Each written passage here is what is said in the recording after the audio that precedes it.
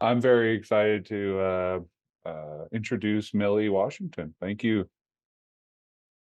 Of course, and absolutely. I am thrilled to be here to provide an update on IICRC standards, just a bit of background on myself for anyone who may not know me, although I think probably most IICRC folks may be familiar. And Gavin, if you can advance the slide, and I'll just do a quick overview for anyone who is new to IICRC or IICRC standards or myself. I've been with IICRC for a little over 13 years now, so yes, a long time. And I've been in the role of standards director with IICRC, overseeing IICRC's ANSI accredited standards and the process of reviewing and approving our standards as ANSI documents, American National Standards. I was in this role. Before this role, I was with AIHA, American Industrial Hygiene Association, and I'm also a certified standards professional.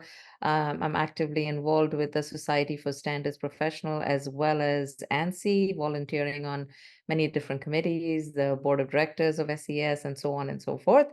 And so, this is what I do. I'm a standards professional. It is my love. And so what I'd like to do today is to just provide a little bit of an overview of what we do at IICRC in regards to standards, how we do it, what the importance is, and a little bit of an update on what you can expect over the next few months into the coming year in terms of our standards, what's new, and things like that. And in the end, hopefully we'll have a few minutes to answer some Q&A. So if you have any questions, please keep them ready or enter them in the Q&A chat, and we will try to get to it in the end. So, and with that, Gavin, if you can advance the slide, please. Thank you. Just a little bit of an overview on the kind of standards we write, right? So we write standards which are industry documents, but they are not written in a vacuum.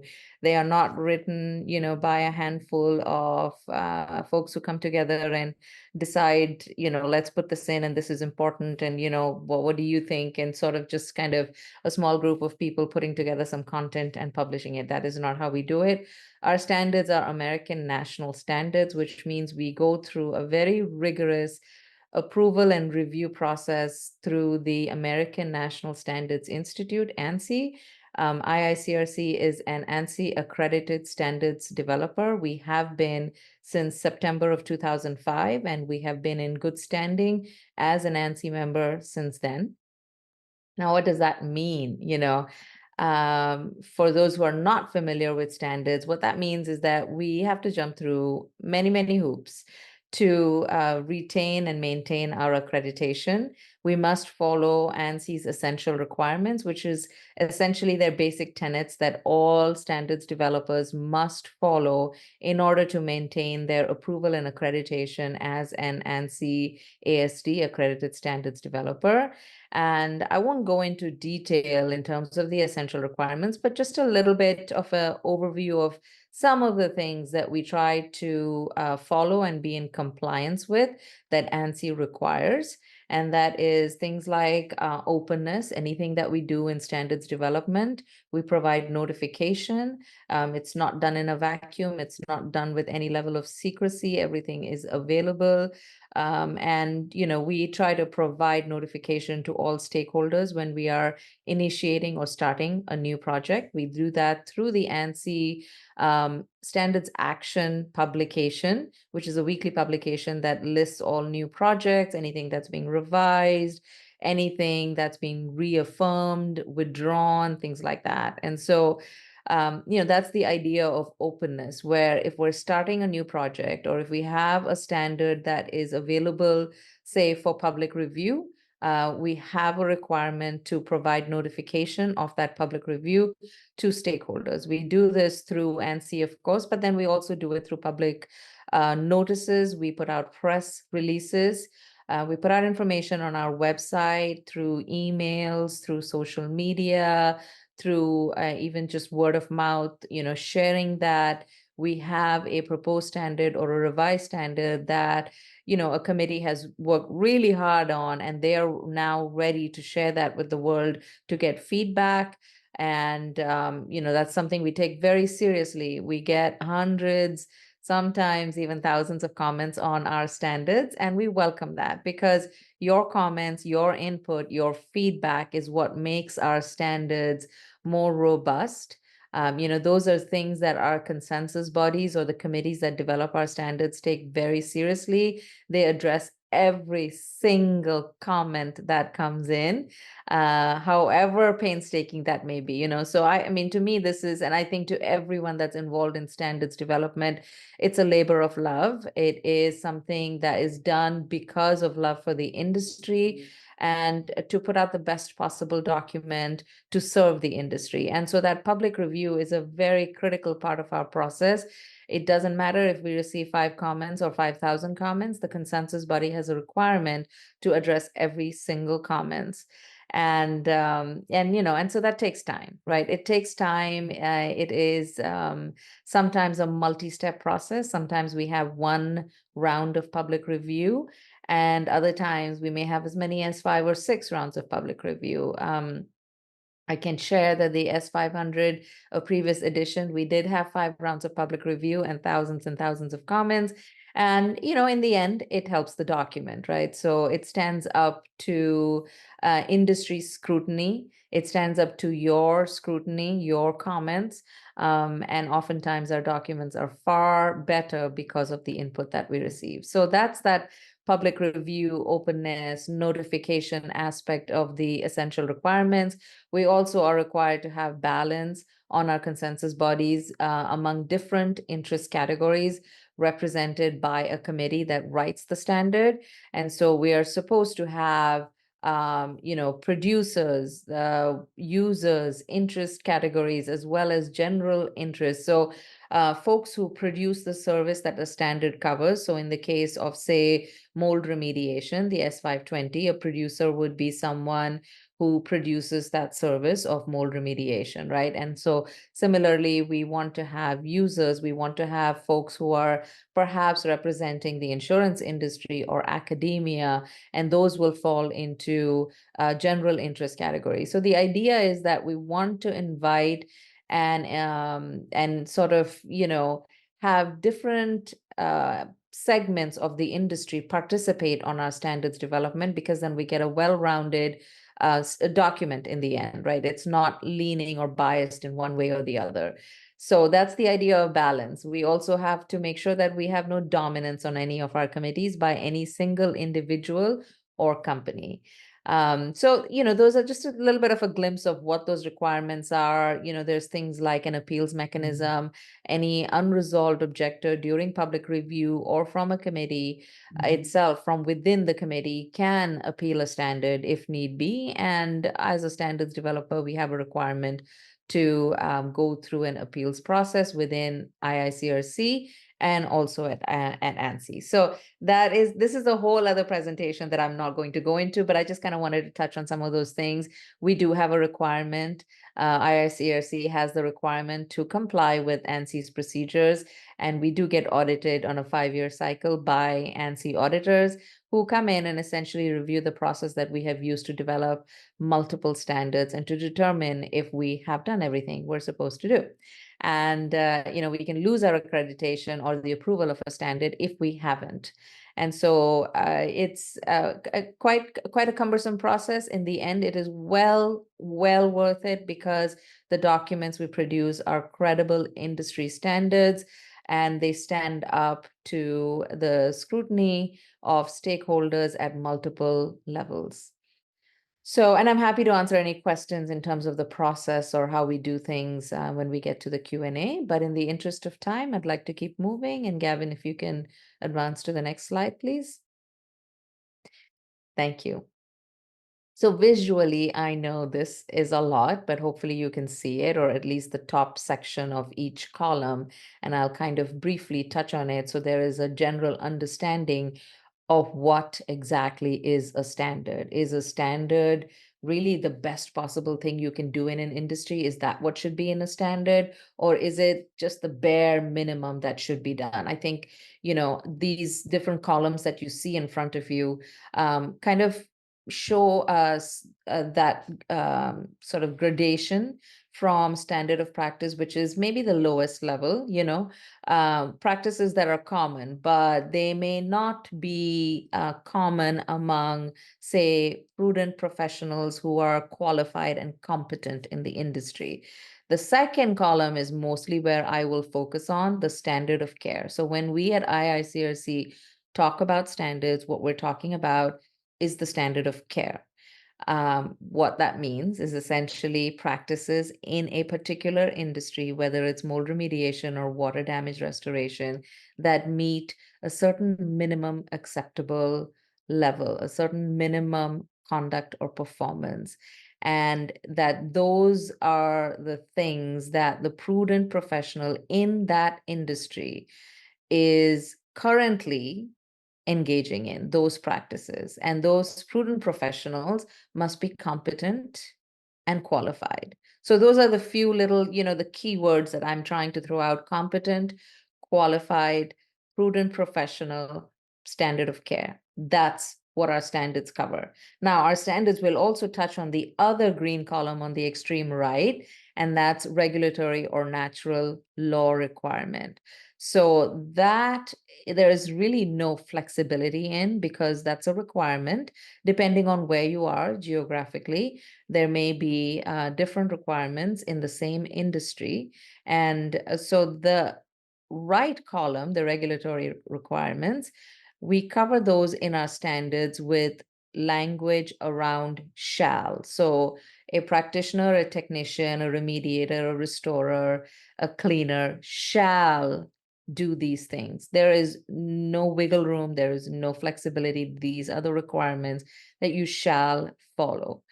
The other term that we use, which is really the meat and potatoes of our standard, of all of our standards, is the term should. And so should and shall are the two trigger words in IICRC standards. Those two terms together essentially comprise our standards. The shoulds are everything that you should be doing if you are a prudent practitioner who is qualified and competent in the field. And that will vary depending on the standard. It will also vary, depending on the edition of the standard. So something that a consensus body may recommend at this time in 2024 may, over a course of time, evolve to becoming the standard of care. And in the next edition or two editions from now, a recommended practice may become a should. Now, also, as law changes, not quite as quickly, but it does. If the law changes, then the shall requirements of a standard can change as well. Other terms that we use in our standards are may, to denote that something is permitted, and can, to denote that something is possible. So should and shall are, strictly speaking, the trigger words in IICRC standards. They represent either the standard of care with the should, or regulatory or natural law requirements with the shall. Other terms that we use are recommended. That's exactly as the term means. It's a recommended, it's not a requirement, it's not the standard of care. We just recommend that.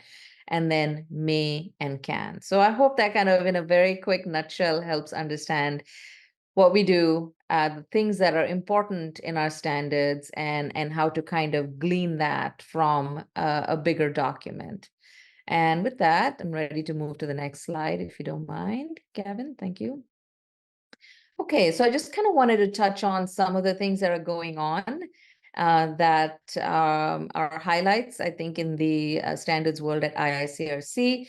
We have a couple of standards that we have just very recently published that I want to just highlight. The S590, brand new standard on HVAC assessment for water, fire, or mold damaged events. The first edition was published in 2023, and this was done in very close collaboration with NADCA and many, many stakeholders and experts in the industry. And we're very proud to have that standard published very, very recently. Tommy Jacobellis was chair of the standard, and just fantastic, fantastic effort there. The other one that I want to touch on is the S800 standard for textile floor covering inspection. The standard that we just published is a revision of the first edition of the S800. Both of these standards, of course, were published as ANSI standards, which makes them American national standards. Next slide, please. Okay, and then the next one that I want to touch on is the 520. We just revised and published the fourth edition of the S520 standard for professional mold remediation. And so that is currently available through our web store and through our subscription site. And then in addition, we also have the S540 trauma and crime scene standard, second edition, that was published in 2023. Next slide, please. Thank you, Gavin. And I want to touch on the S520 fourth edition that we just published. What we have also done, in addition to simply publishing the revised standard, is that we now have a red line version as an add-on option when you purchase the S520 standard. And what what this red line version essentially does is it shows you, as you can see on the slide, anything that is deleted in terms of a requirement, not editorial and not grammatical changes, but anything that's of substance that we have deleted from the previous edition is visible to you as red struck through text. And then anything that is added that has substance is shown in green underlined text. So it's very interesting to be able to see, because if you have the previous edition, this is a very valuable tool to be able to see what changed, what went away, and what got added. So I highly recommend that if you are, S520, you have a copy of it, to please look into the red line version. It's a very useful tool. Thank you. Gavin, next slide, please. Okay, and so just a little bit about the standards that are in public review. I touched on those that we have recently published, and these are standards now that are currently in development, closing towards the end of the process of development. The S400 Professional Cleaning, Maintenance, and Restoration of the Commercial Built Environment. This is a brand new standard that was just recently available for public review for a period of 45 days. What happens during public review is that a standard in its entirety is available to you to download, to review, and to submit comments on if you so wish. You can submit 1 or 100 comments, it doesn't matter. So we are in the process of finishing up that first public review comment addressing period. We received multiple comments, and we expect now to have a second limited public review. The difference between a full public review and a limited public review is that during the limited public review, we're only putting out a very small section of the standard because very little of it has changed since the first public review. And so it will be a shorter duration, 30 days, as opposed to 45 days for a full public review. And it will be a limited public review, which is only the substantive changes made to the standards since the first full public review. So that I'm expecting sometime in September. So if this is an area of interest to you, please look out for it on our website. And, feel free to submit comments. We invite you to do that, to review and to submit comments. And also, I just wanted to touch on 2 of our fire standards. I know there's a lot of interest in the industry around the S700 and the S760. The S700 is professional fire and smoke damage restoration. We are in the process of finishing up the third limited public review. We've had 2 full public reviews for the 700, hundreds and hundreds of comments. And so if you are a public review commenter on either of these standards, thank you. Your comments have been very helpful. We are kind of finishing up that process with the public review with the 700 and with the 760, which is the wildfire investigations of restoration of impacts to structures, systems, and contents. We're finishing up a second full public review for the 760. And so that's sort of where we are at this point, and kind of hopeful that we'll be able to publish both standards relatively quickly. Next slide, please, Kevin. Okay, thank you.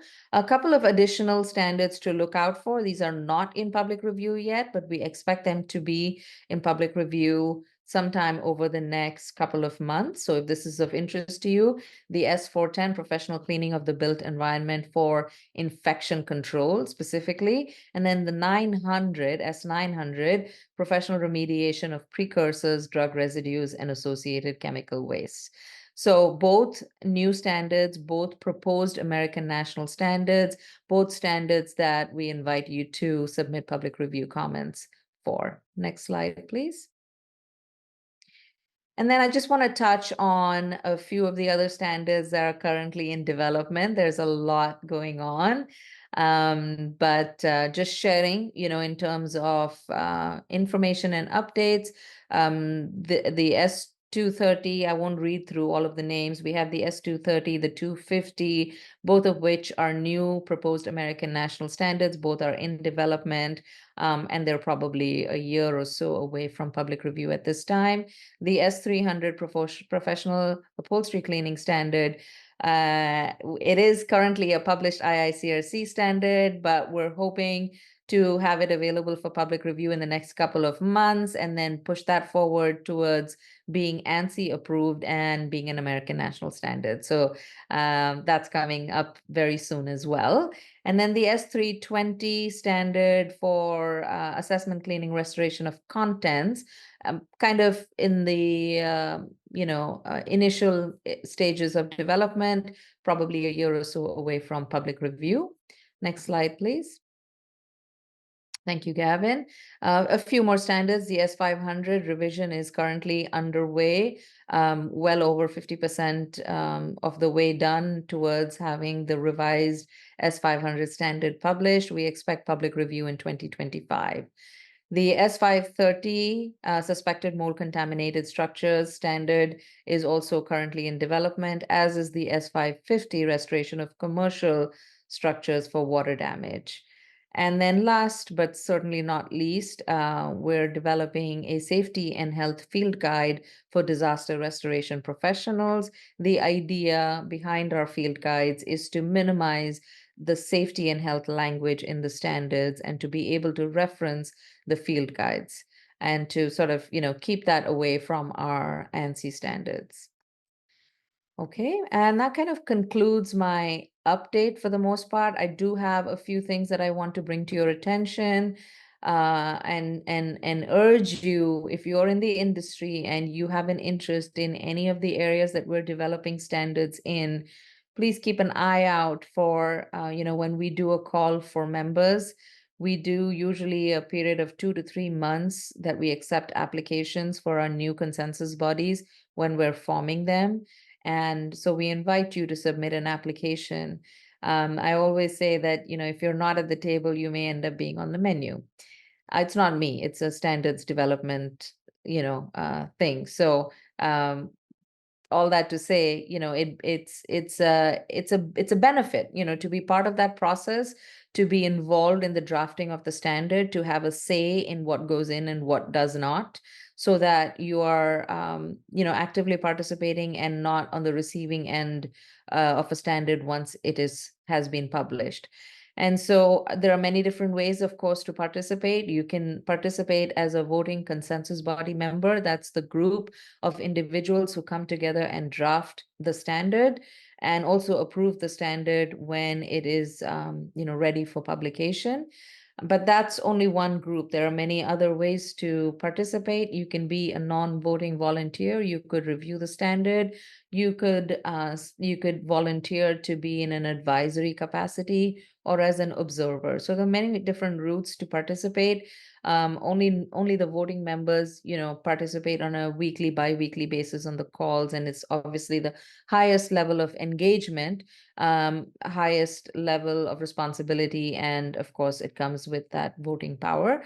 But then another way is also to be a public review commenter. It comes with it's a wide open invitation for all of our standards. If you have an interest, download the standard, submit a comment or multiple comments, and it is a requirement for us to comply with the INC procedures. We have to address your comment, respond to your comment, and in many cases make changes to the standard based on those comments. So this is just sort of an invitation to please keep an eye out. Currently, we are accepting applications for two consensus bodies, the S100 standard for carpet cleaning.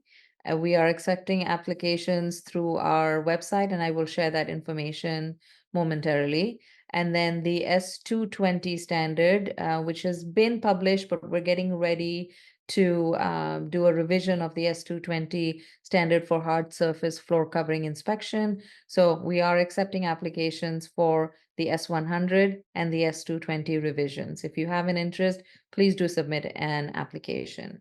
Next slide, please, Kevin. Thank you. Just a little bit of information for anyone looking to purchase our standards. Our recommendation as an institute is always to consider purchasing the standards subscription. It gives you online access to all of our standards, current as well as historical, as well as withdrawn. Everything that we have ever published in the standards world, you would have access to that. It allows you to search for keywords or terms. It allows you to filter your search amongst different standards or different editions of standards. It allows you also to copy and paste and share small parts of the standard as needed, and also to make notes. And, it's a very useful and helpful tool. It's available to you 24/7, essentially, as long as you have access. You can also download to your library, to your online library. You can download a standard so that it is available to you without, having connectivity. So if you're out in the field, you don't have connectivity, you can have downloaded a standard that you would have available. So just a very nifty tool. And, the other great thing about the subscription site is that as and when we publish new standards, sometimes we publish 3 or 4 new standards in a year. You don't pay anything extra. It just gets added to your subscription library. And so, it's an invaluable tool. It's really the greatest bang for your buck. And of course, it is an annual subscription, so it requires an annual renewal as well. Next slide, Gavin. Thank you. And so here are some just links and also the email address if there are any questions on an ongoing basis regarding IICRC standards, we're happy to answer them.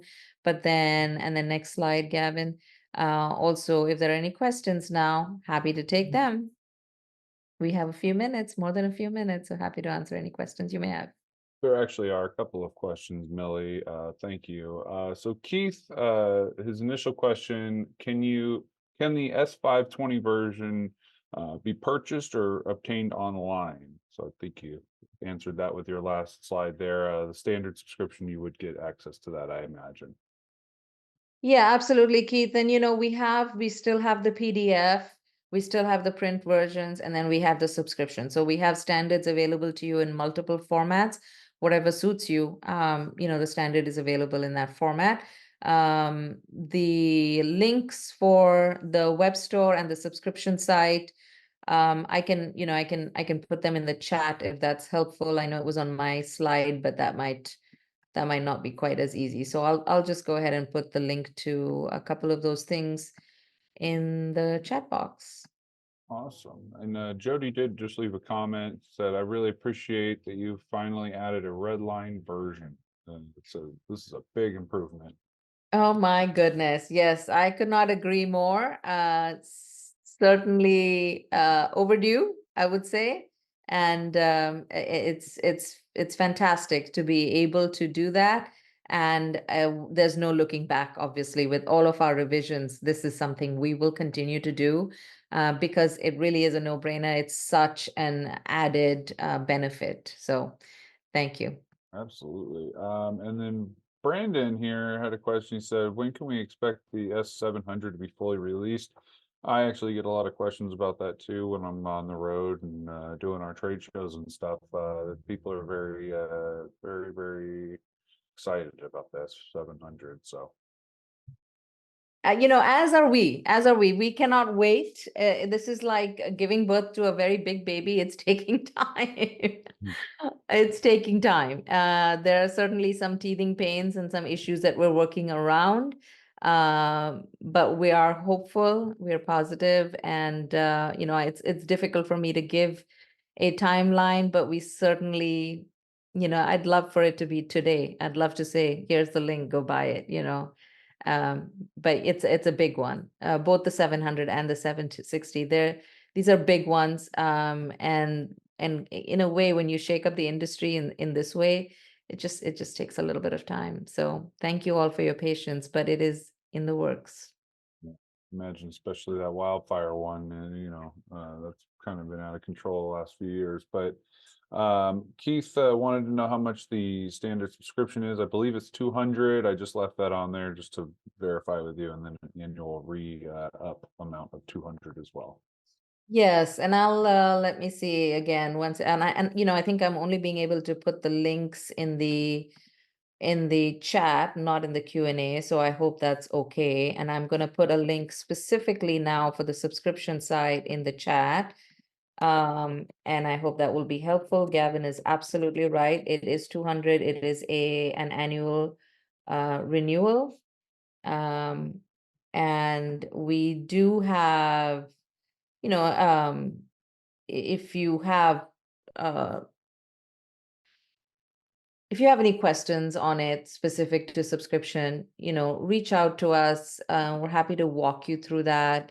Um, I mean, I think today is probably not the time to do it, but it's a really great tool. I highly recommend it. At least take a look and see if it would work for you. We with all of our documents, we consider them to be high value documents. We do have copyright protections in place.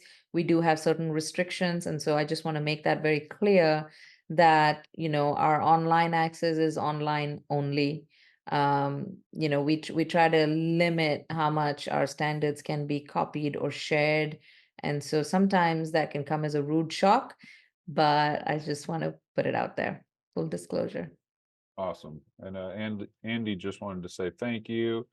And then we got an anonymous question. How do we apply to be a reviewer? Okay, so there's actually you don't have to apply. Oh, okay, never mind. I think you're referring to something else, not a public review commenter, but to be a reviewer on a consensus body, if I'm understanding you correctly. So when we accept applications, which as I mentioned, right now we're only accepting applications for the S100 and the S220. When you submit an application, you have the option to select what category of membership you're interested in applying for. You can vote, you choose voting member or reviewer or advisor or observer. So that's when you submit an application is when you do that. And sometimes you may want to be involved in a consensus body, but you may not have the time or bandwidth to devote to being part of this process for multiple years. Sometimes, it's a heavy lift. And so if that is the case, then, signing up to be in some ways sort of a backup person is helpful. We may call on you if we need assistance with, say, reviewing a particular section, or we need your expertise with drafting a section. We lose some voting members, and we may call on you to help by becoming a voting member. So it's a really good option if a full voting membership is not for you. Perfect. Yeah. I hope that answered your question there. Michael, just wanted to say thank you as well. Got an anonymous question here. Is input for the 530 open or the S530 open?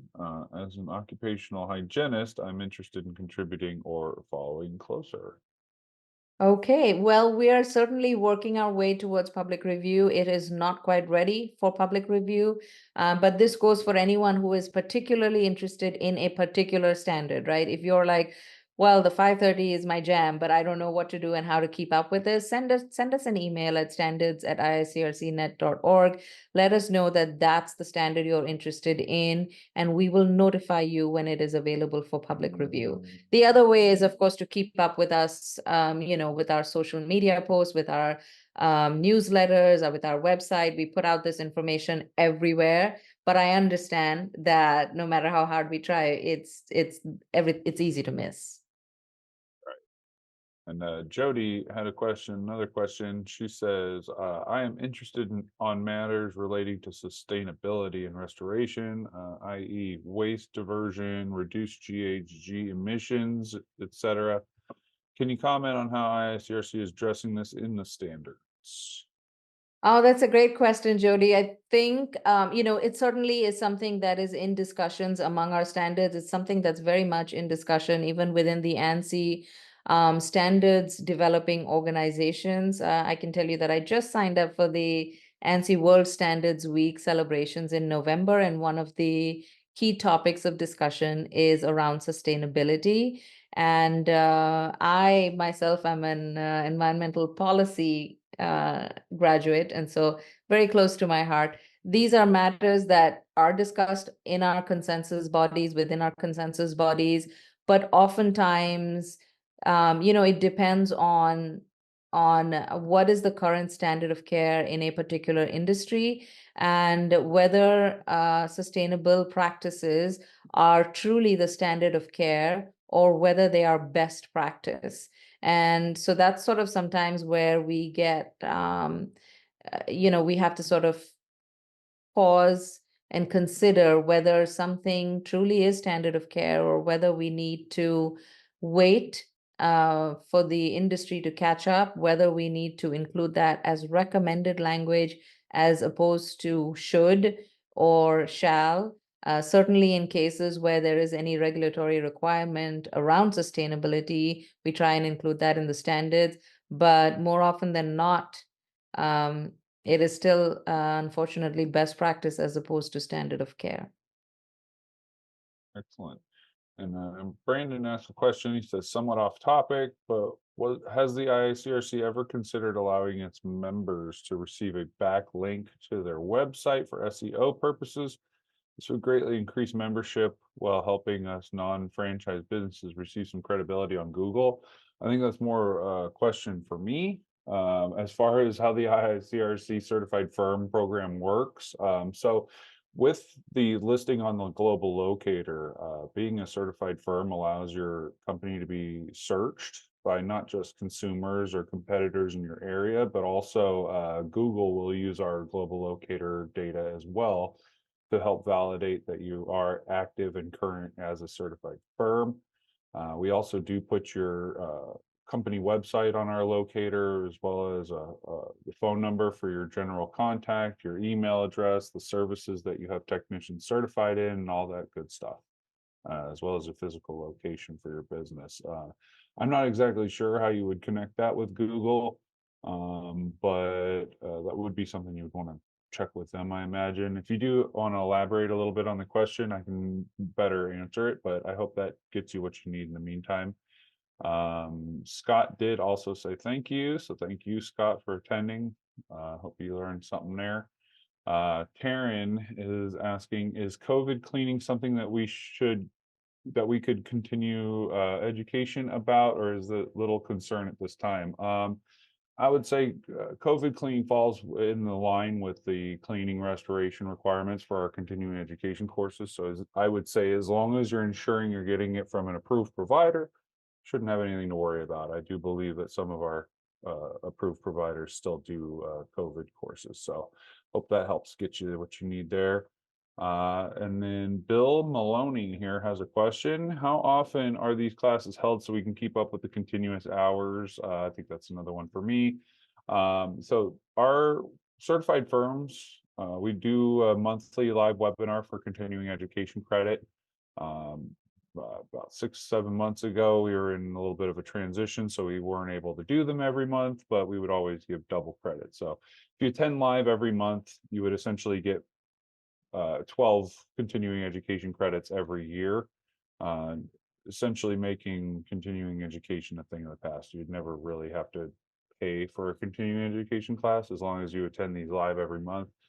I would say even if you attended just 7 a year, you would be able to still maintain that continuing education credit requirement because it is 14 every 4 years. So, great question.